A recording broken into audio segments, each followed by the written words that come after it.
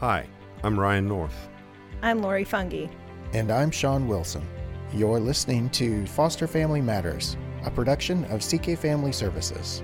People united through God to enhance the physical, emotional, and spiritual well-being of at-risk children and families.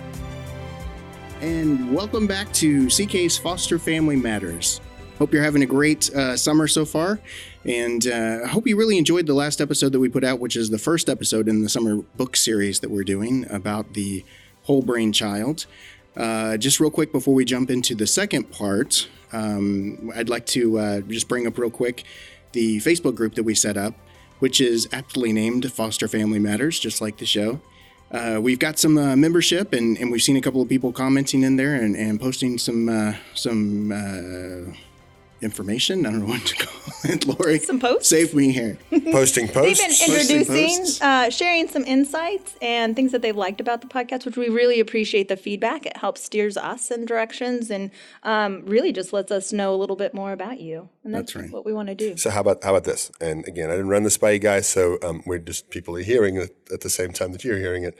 What if people posted questions in the Facebook group? That's a terrible idea. And we answer them on the podcast. I love that idea. That's a great idea. Sean and I actually did talk about it. You're hearing it live first time. No, sorry. It's okay. Let's do that. So post stuff in there. Give us, what'd you call it? Questions? Inquiries, comments about. We don't want suggestions, though, haircuts. Right? Do we unilaterally agree on that? Yeah. Suggestions are off the try table. to hold them at bay, right? Yeah, especially I suggest you get a different haircut or something like that. Does everyone notice Ryan's hair today? It has been trimmed. It has been trimmed. It's my summer cut. He does look clean cut. Mine has not. It's still exactly. This is the summer do. The summer do. So, without any further ado, I see what you did there. You're clever with words, Wilson. Words are easy sometimes. Without any further ado, let's get to today's topic because I'm sure we've already lost half of our audience.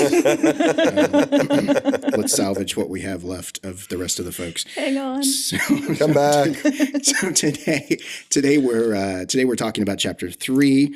And so in the previous discussion, we did an intro to the book. We did chapters 1 and 2, where we talked about left brain, right brain, and trying to reestablish connection there, right? Mm-hmm. And today I think we're going to get into upstairs, downstairs, which I know for many of you, you may not know what this thing is living in Texas, but in some parts of the country, they have this thing called a basement. True. I've heard of one. Basement. It's typically a floor below the first floor. I once saw one in New Jersey one time. Really? They have them in Minnesota. They let you in New Jersey? Wisconsin. Wisconsin. They did. I didn't talk the whole time I was there. Did you spray tan before you went? It was in the winter, so I had long sleeves. No offense to anybody from New Jersey listening. Don't make me give my disclaimer again. We just talk. We mean no offense to anyone. Anyway, we mean no offense. We mean no offense. Exactly. So upstairs, downstairs. Who wants to kick us off on today's discussion? Okay, I'll start because Lori's pointing her index finger at me. You. My friend. So the left brain, right brain stuff we talked about before, that's a lot more common knowledge. But the upstairs, downstairs stuff is not. And still when we would speak to groups of people or do training or whatever, I'll ask the left, right. And, when you do that, you probably get fewer hands up for the upstairs, downstairs. But it's really, really fascinating. And it really helps me understand a lot and how all of those higher functions like logic and reason and empathy and morality and good decision making live in the upstairs part of your brain. And as your brain develops and parts of those come online, that we're able to do those things and understanding how your downstairs brain, where reactions and responses and emotions and survive and protect and all that stuff lives, can actually disconnect from the reason part of your brain. And depending on how much exercise or development those lower regions of your brain have got, how hard it is actually to climb that staircase from the downstairs to the upstairs, because we have to as I talk about in the book, you have to reintegrate your brain, right, to get to a place. So because when I learn things, I sort of come up with these situations to test them. And so I got home from work one day, and I said to my wife, "Hey, will you just walk up the stairs? Just walk up the stairs. We're going to time you." And she like looked at me like I was weird. I said, just humor me. And so she did. And then we came down, and then I became the kid's favorite parent. I said, go and get stuff and just like throw it all over the stairs, Legos, toys, whatever.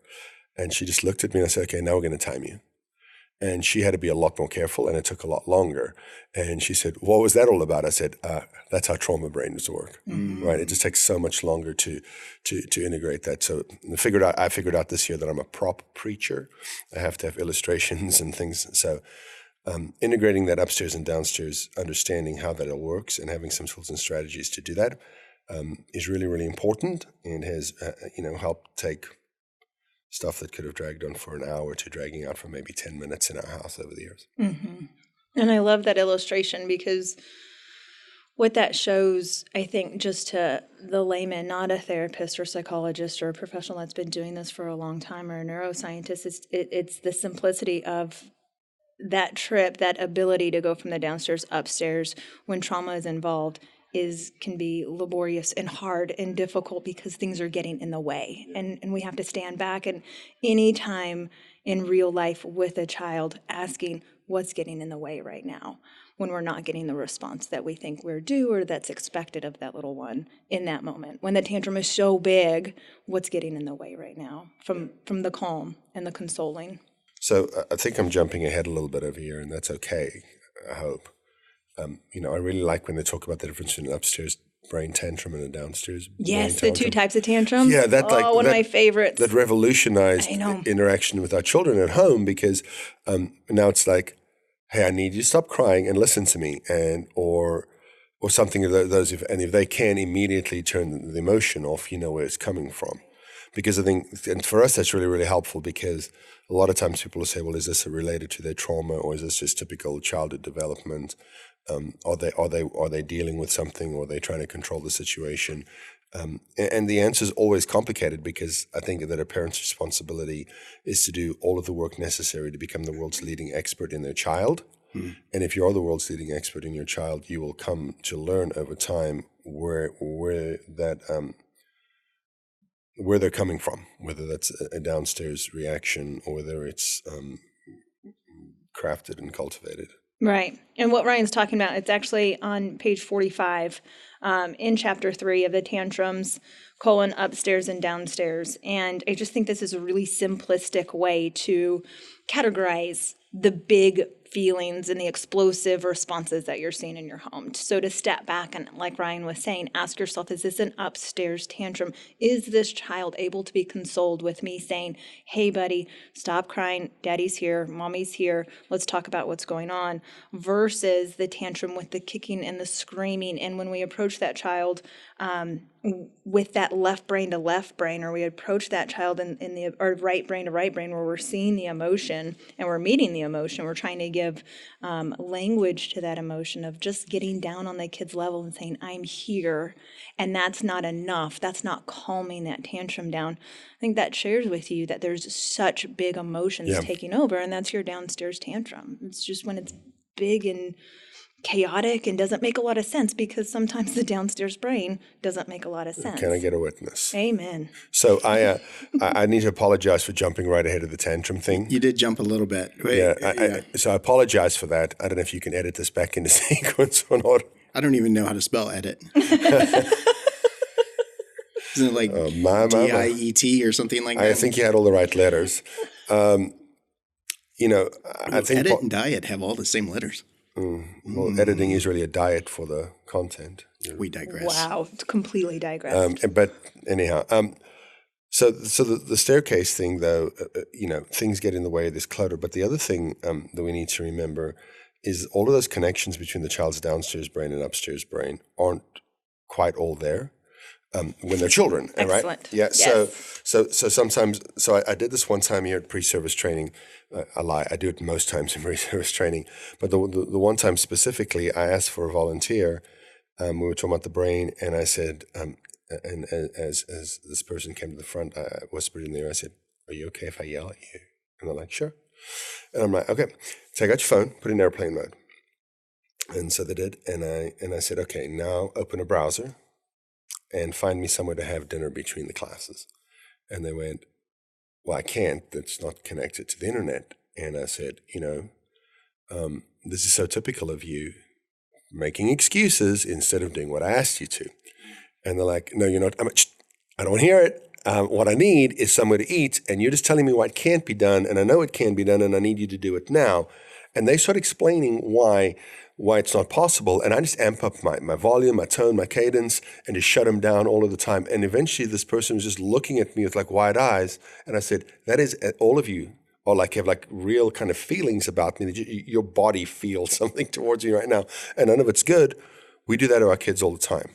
That is such a good example. We do that to our kids all of the time because we require them, we demand that they use parts of their brain that don't even function. And so that's why I like the online thing, because the physical structure is there. It's just not connected. It's not online.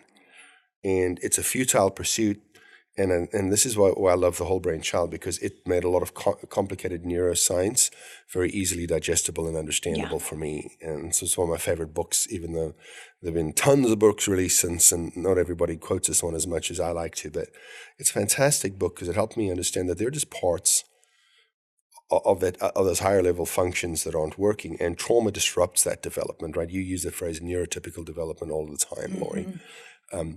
So here's an example. Empathy is your ability to care about other people. So what if that empathy part of your brain, because of your trauma, is not online yet, and it's been delayed, and all of a sudden you do something that you shouldn't in your home? Well, you don't care how that impacts somebody else in your home. People are like, well, why don't they care how their actions impact people? And the answer is they literally can't care. Like they have no capacity for caring. Well, will that change the way you think about the children? Maybe. If you hear that enough, I think you will. So that's. And we say this all the time it's not about they won't, it's that they can't. Yep. And I think this is so reflective, especially biologically, physiologically, neurologically. If the pieces are not there, they cannot. Yep. Right. And so it offers me as a parent a sense of freedom and permission to go, okay, stop getting so worked up about this, because I'm reminding myself they cannot do it. So I feel this sense of relief, and my expectations get lowered based on my own response to that. Me remembering that, I'm going, okay, I'm pushing for something that's never going to happen. So why am I pushing? Yeah. I mean, it takes a long time to get there, though, right? We had to hear that message over and over for years and years. So the way that something I did read the book a little bit in preparation for today. I'm not nearly the subject matter expert as my two co-hosts are on the deal, but something that kind of as a lay parent in the group here that struck me was that concept of kind of like the upstairs is under renovation, right? Or it's still being I love that built, illustration, right? Because that fits in really well with what you guys are talking about is being online, offline. It's not there yet, and I think what they say in the book is that you're in your 20s before your brain is fully developed, and my wife reminds me that for me it was somewhere in my 30s. But science is showing it's actually 33. So since this book has been written, we've moved the finish line by 8 years. Yeah, stop bringing facts into my conversation. I never let facts. You're validated if it was that. We're just validating his wife is what you're doing. That's exactly what happened. Thanks, she was on the cutting edge. So us women got to stick together. Yeah, but I love that illustration. And for me, like downstairs, upstairs, and there's a staircase, and I'm tying a little bit of what everyone has said so far into this. It makes a lot of sense. And if your upstairs is under renovation or under construction, you got to be careful when you're up there, right? Because there's nails and there's tools and there's tape and there's all these dangers and hazards. And for our kids going up into that space when we're kind of trying to force them into that space with our rational thinking, and they're like, but it's scary and there's all of these dangers up there, right? And I think I love that part of the book. That was fantastic. And I think the rest of chapter 3 is, how do we put on the hard hat? How do we put on the steel-toed shoes? How do we dance around or tiptoe around the broken boards and the nails that are laying on the ground? And how do we safeguard our kiddos to be able to navigate in that space in their brain? And that's what I love about the 3 strategies. So going into the strategies that chapter 3 actually offers, the first one was engage, don't enrage. And I think so much of that, much like the horizontal integration that chapter 2 talked about, chapter 3 is now talking about vertical integration, meaning the upstairs, downstairs brain.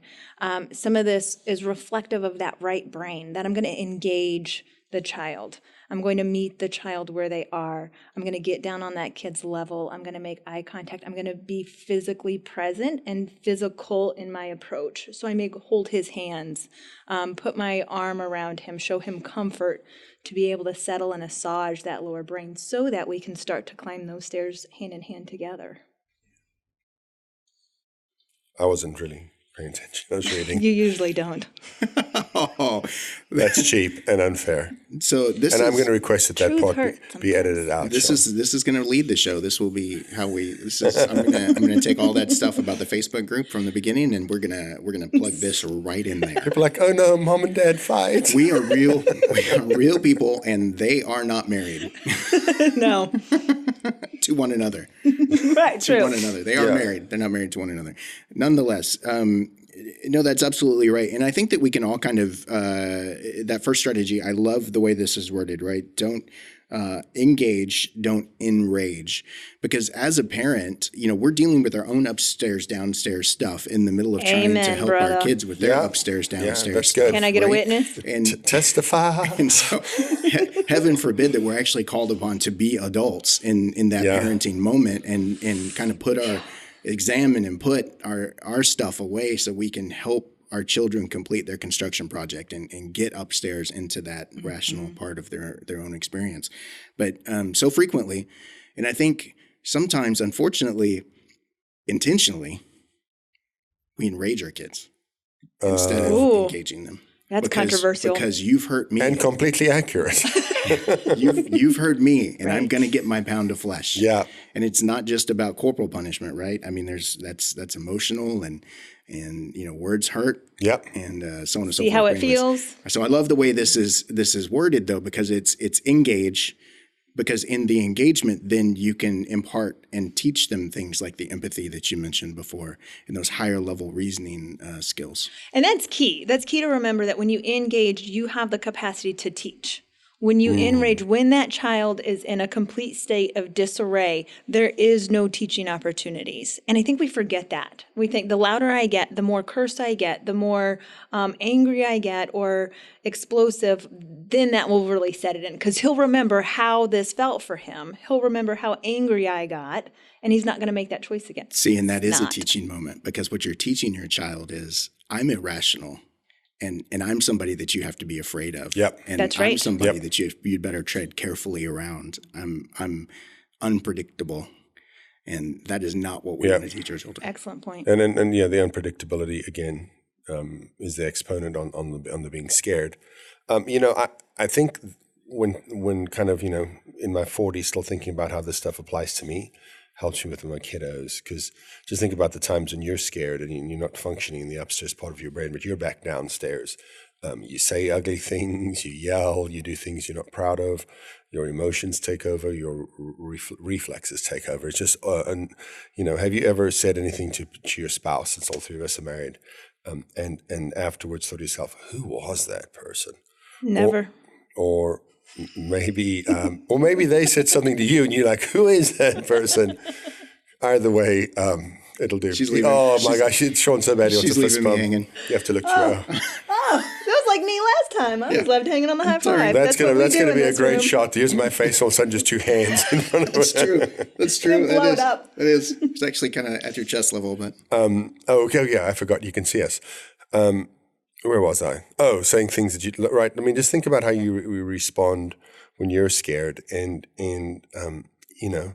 you're right, Sean. The hardest part about parenting is that you have to be the adult in the interaction, which is hard, especially if you have unresolved issues, because they rear their ugly head, and all of a sudden, I'm a firm believer. If you want a window into somebody's childhood, watch them parent their children when they're under pressure, when they're not operating from the upstairs part of their brain. Because I know I was yelled at as a kid, and when I'm not operating from the upstairs part of my brain, I yell at my children. So my wife gets to see my childhood. I get to see her childhood. It's all beautiful. So we owe it to our kids to mentor them, to kind of work through our things too. because that's the only way we really the only way we're actually fully able to teach them and show them the way to go, because that developing mind needs nurturing and coaching, and we need to be in a place that we can do it. And Tina and Dan did an excellent job at the end of chapter 4. So I love that you segued with that. So when we talk about chapter 4, I want to share some things in the back that they had outlined of. So much of this is about the kiddos and how we can utilize this in our interactions with our children. But then I don't know if you guys have noticed, at the end of each chapter, it's what does this look like for us as adults? And I was so appreciative of that in chapter 4, of those little notes about the parents and the adults as a whole, and what does this look like for me? And there was so much truth, and a lot of truth of what you're speaking into now, Ryan, that I think will be really helpful when we get into chapter 4. So right before we jump into the 4th and 5th strategies, I want to throw out the amygdala real quick, because that's something that's specifically brought up, and that's kind of the resident boss, I would say, in my video game world. This is the boss you have to beat for this level. True. Is the amygdala, because the amygdala can cause all of that rational reasoning to go just right out the window, right? It's the one that gets the trump card. It's the one that gets to pull out and say, survival is on the line now. To heck with ration and reason and empathy. This is about saving your own hide. Is that kind of what the amygdala is? Is it distressful to you that something the size of an almond controls you? I know, isn't that wild? Because that's distressing to me. That's pretty small. I need it to be bigger than an almond. Well, it shows how amazing God is to me. That's just fascinating that he can use something like that. I feel like you're trying to scoreboard me here. I'm not. Because I feel genuine shame in response to what you just said. No shame. Does it need to be large, though? Isn't it pretty much just like off on? Isn't it a toggle? I mean, it doesn't like a light switch? It doesn't have to have complex thought I'm not trying to be patterns. rational about it, Sean. It's like danger, shut off. Yes, it is. It's what on. keeps us protected. And Right. so they do a really great job of having conversations, or at least illustrating what conversations look like with kiddos, to help them have body-brain integration, for them to be knowledgeable about what's going on. And this is something I think I see myself often doing, not just as a therapist, but with my own kids, of your brain, you have a really, really special, amazing brain, and it has a superpower, and that Thank you, superpower, I was looking at you. You were looking at too. him. Your brain's pretty amazing too, Brian. Thank you. I feel affirmed. Sean, do you feel affirmed? But mine's better, right? Yeah. I mean, just Well, between At some us point, are you and going to everyone. say, thank you for sharing? No, but Thank you for trusting me with your feelings. and that superhuman power is to keep you safe and to protect you. And that's what your brain does. So when you start to feel these things and you want to get out of control, or you want to scream, or you want to run away, that's your body's way of making sure that you feel safe. And there's something about that is empowering to a child. And I love that narrative for them to be able to hold on to and understand what's going on. While that might be empowering to a child, I think it's a preamble to bad news for parents, though. It can be. Because as amazing as the brain is, it can either protect itself or it can learn. And so when you're in that place, when your amygdala is running the show, you're not learning anything. So when the child runs through the house, trips, falls, and starts crying, telling them, see, this is why you shouldn't run in the house, is a fool's errand. That doesn't work? No, but we love it. We love it so bad. So understanding that the teachable moment is not when they're experiencing the pain and the distress and having emotional responses. The teachable moment is once we've ridden that wave and we've reintegrated the upstairs brain and they're able to actually receive information. It's why if you're having an argument with your spouse and things get heated, you should probably just stop trying to make good points, because they're not good points at that time. They're not landing. Yeah, they're just threatening words coming out of your mouth. And so it's the same with children. Understanding what I just said, we don't ever say, I told you not to run in the house. We just say, oh, baby, are you okay? Can I get you an ice pack? And then snap our fingers. Remember that video of Purvis goes, get me a green tea latte or whatever? Yes. We love doing that at home. Give me a Band-Aid. And somebody runs and gets a Band-Aid. And then when we try to solve the world's problems with nurture, affirming words, love, hugs, kisses, Band-Aids, and ice packs. Talk about that strategy real quick. Flesh that out a little bit more for me and for the folks listening. So is that a distraction technique? Is that what that is, to kind of break the tension of the moment? No. Or what is that? It's connecting. Connecting. First, right? So we're just connecting on an emotional level. They understand I'm with them. I hear them. I see them. All those kinds of things, right? They either connect, then redirect, or as TBRI's connect, then correct. That's really what that is we're just connecting on an emotional level with the child. With the go get me a Band-Aid thing? That's what I'm talking about. Assigning somebody else. Signing somebody else. Kayla or any other kiddo in the home that's willing and able to be helpful in that moment, while the parent is soothing the child. So you don't leave their side while they're struggling. Oh, I gotcha. Yeah. Okay. So that's why I'm able to stay with the child who's struggling, and then somebody else helps, and the amazing, miraculous healing power of Band-Aids will never, ever cease to amaze me. They're even more powerful than grandma's kisses, apparently, because they are just like, boom.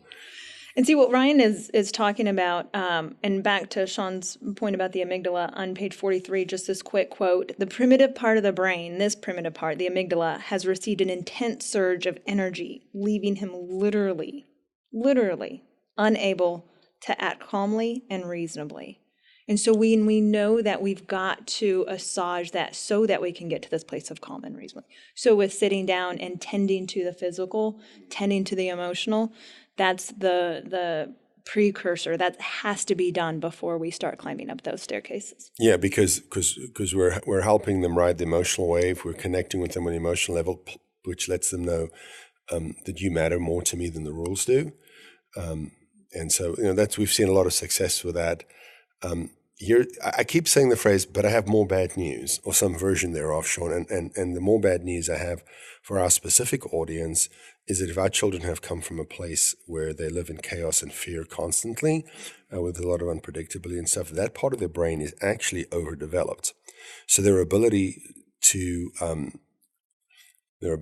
that's not the right word, but their brain's ability, capacity, to stay connected and integrated is compromised. And we go to those places of big emotional and fear responses a lot faster, because that part is actually overdeveloped and more highly functioning. So it's whatever you use. I mean, it's just like working out, right? You work out a specific muscle, that muscle gets bigger. You neglect the others, they atrophy. Absolutely. This might be the size of a walnut in a traumatized person. Wow. These are the kiddos that create chaos in the midst of peace. That peace can sometimes feel too uncomfortable. So when you're at the dinner table and Johnny just chunks his plate across the table, it may be that sense of family and that sense of belonging and that sense of solitude was too scary. And so he needs to liven things up a little bit and spice it up and have a behavior so that like how you said, spice it up at dinner time. It's clever. This is kind of different.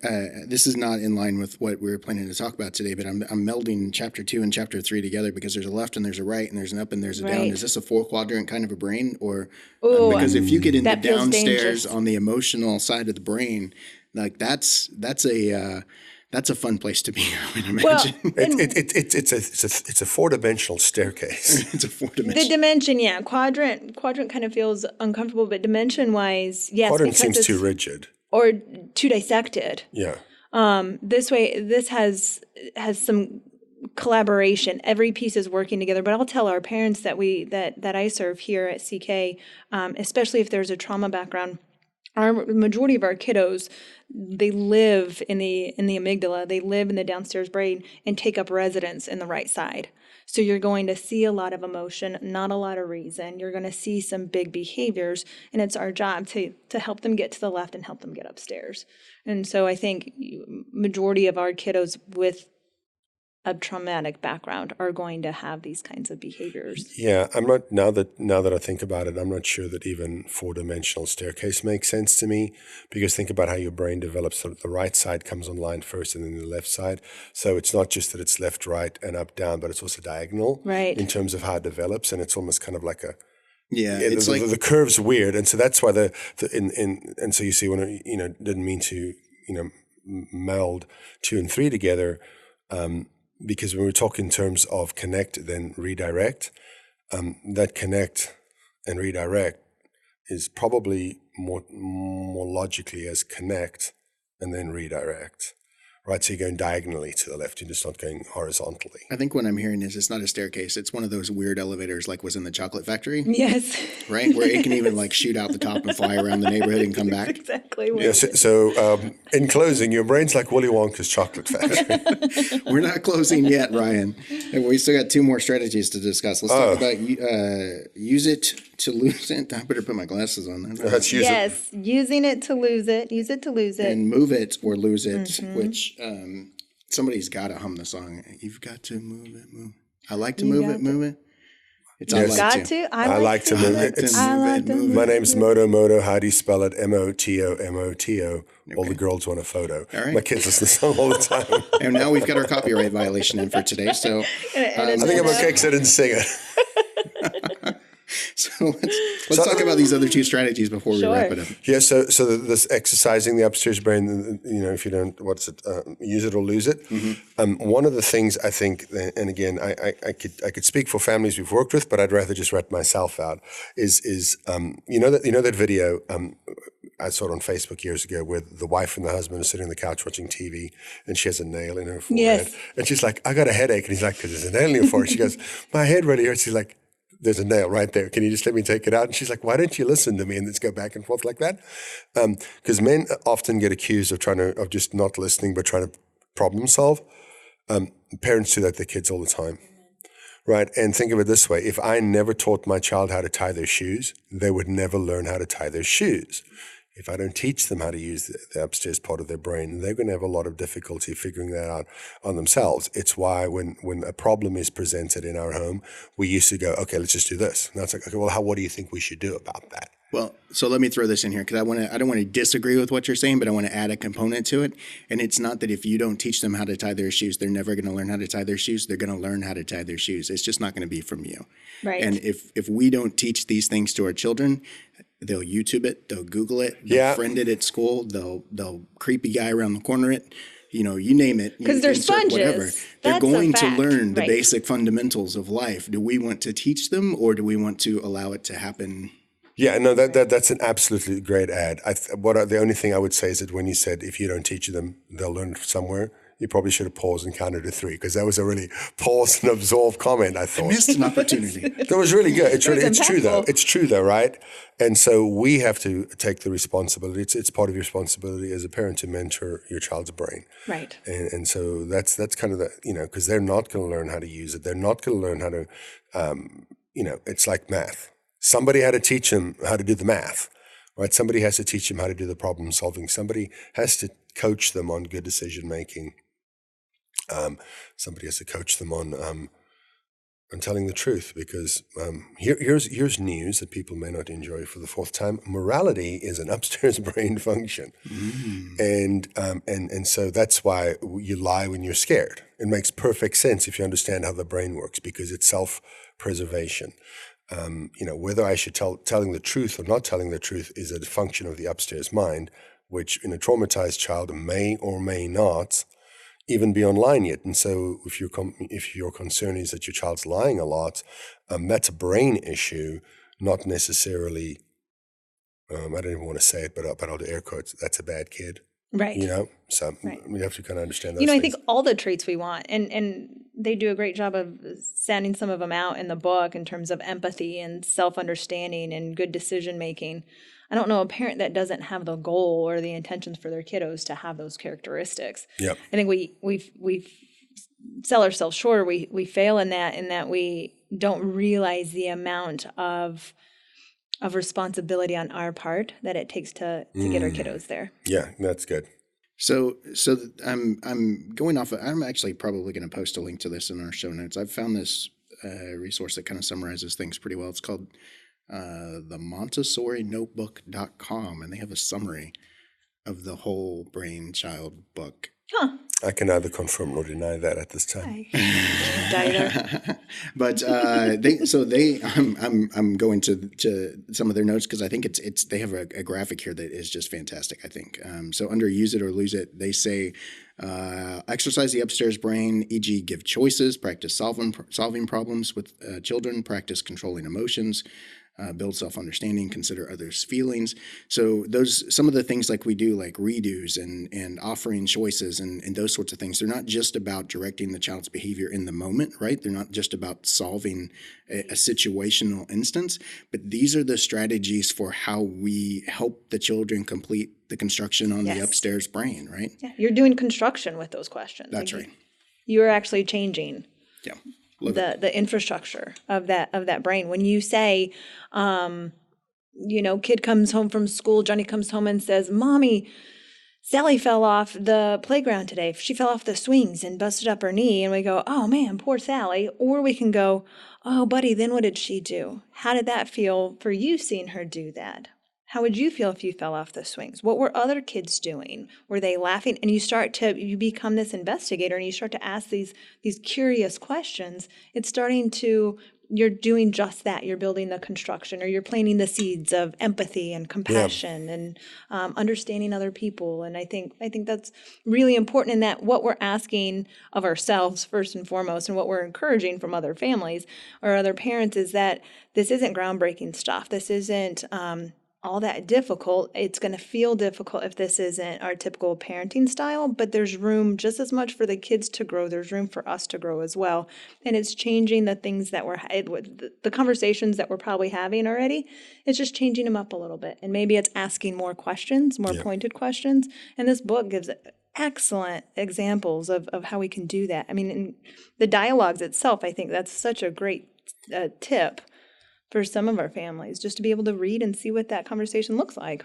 Well, and they also have the refrigerator sheet at the back of the book. And then they have whole brain ages and stages, and just some tips on how to do these things. And I think this is really, really helpful, because it's super, super practical at the end of the book. The last one there, Move It or Lose It. It's my favorite. Yeah, so I like to move it. Move it. M-O-T, oh, never mind. And so kind of over the years, the way this is morphed in our house is if things are starting to get unsettled, and the kids are starting to kind of simmer, my wife will just say, "Hey, let's go for a walk around the block."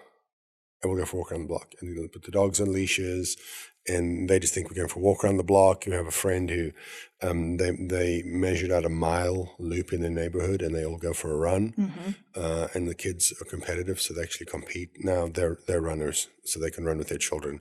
I'm very much not a runner, so the kids lap us when they go for a run. But yeah, I mean, just simple things like that. We have a basketball hoop at the end of our driveway.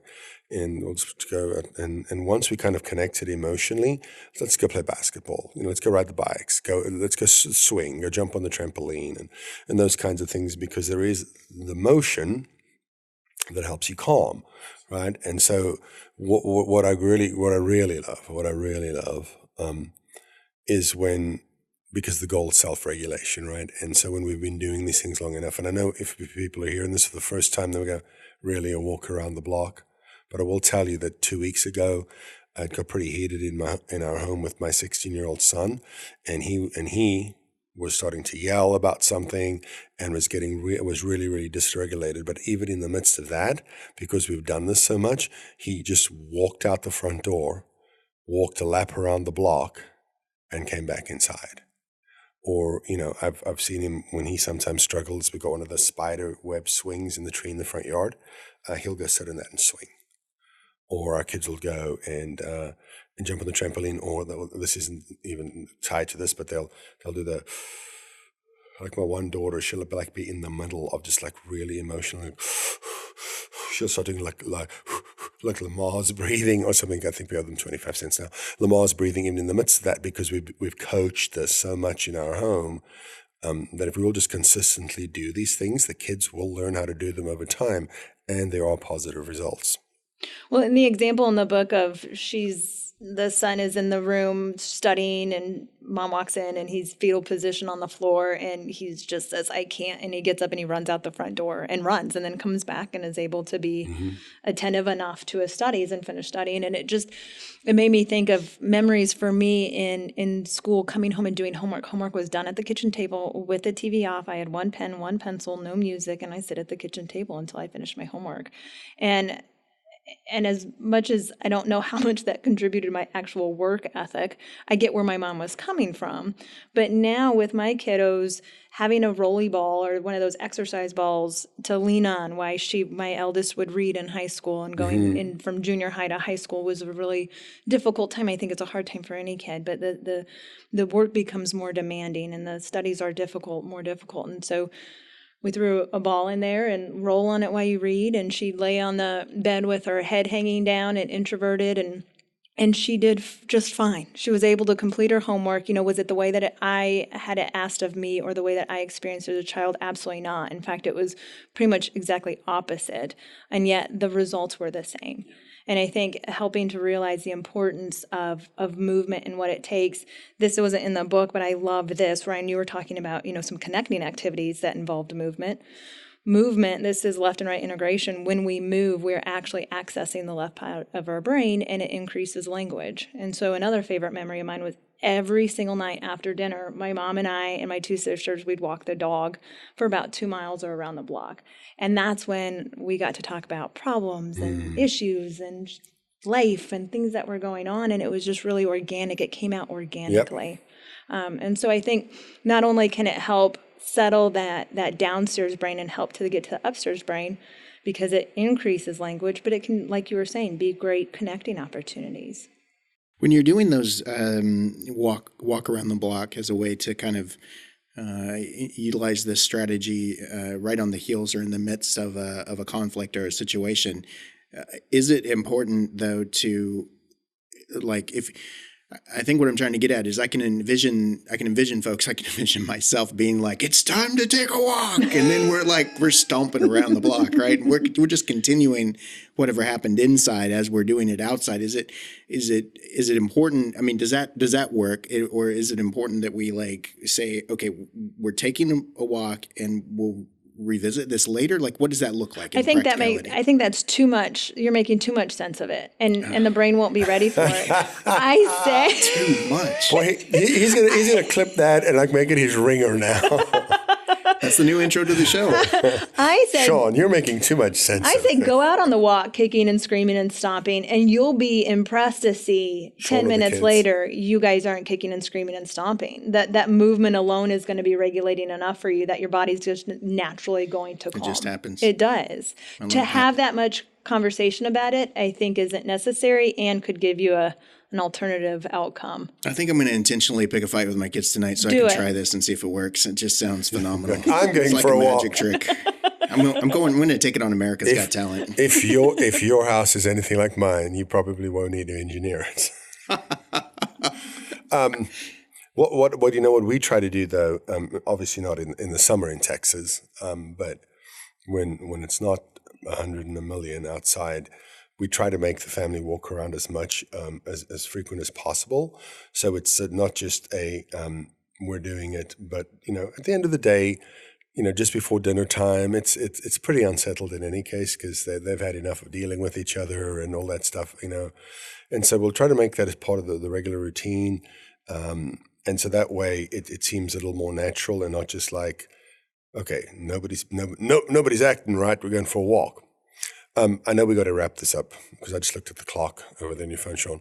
But I'm going to say something that's potentially controversial, and then just to throw that grenade and let it be.